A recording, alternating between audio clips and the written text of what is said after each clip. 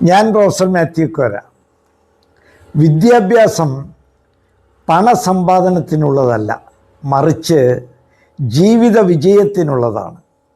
പണമല്ല ജീവിത വിജയത്തിൻ്റെ അളവുകോൽ. കോടികൾ കിലുങ്ങുന്ന ബിസിനസ് സാമ്രാജ്യങ്ങളും ആജ്ഞാനുവർത്തികളായിട്ടുള്ള ആയിരക്കണക്കിന് ജീവനക്കാരും ഉള്ളപ്പോൾ പുറമേ നിന്ന് നാം നോക്കുമ്പോൾ നമുക്ക് തോന്നും ഇവരൊക്കെ അപ്രാപ്യരായ മനുഷ്യ ദൈവങ്ങളാണെന്ന്. പക്ഷേ ലോകം കീഴടക്കി എന്ന് നാം കരുതുന്ന ഇവർ ഒരു മുഴം കയറിലോ ഒരു വെടിയുണ്ടയിലോ ജീവിതം അവസാനിപ്പിക്കുമ്പോൾ കാലം നമ്മളോട് പറയുന്ന ഒരു സത്യമുണ്ട്.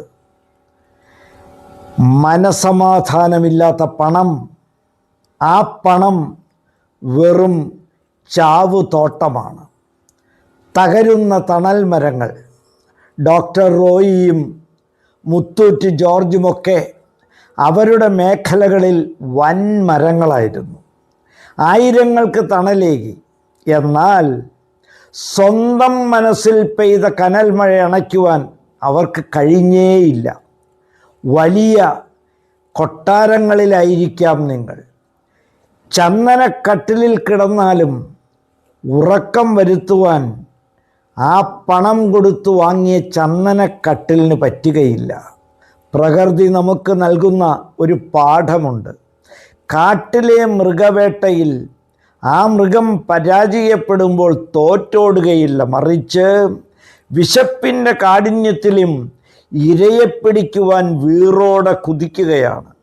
പ്രകൃതിയിൽ ഒന്നിനും ആത്മഹത്യ എന്ന വാക്കില്ല. പരാജയങ്ങളിൽ നിന്നും വീണ്ടും ഉയർത്തെഴുന്നേൽക്കുവാനുള്ള ഊർജമാണ് ജീവൻ എന്ന് പറയുന്നത്.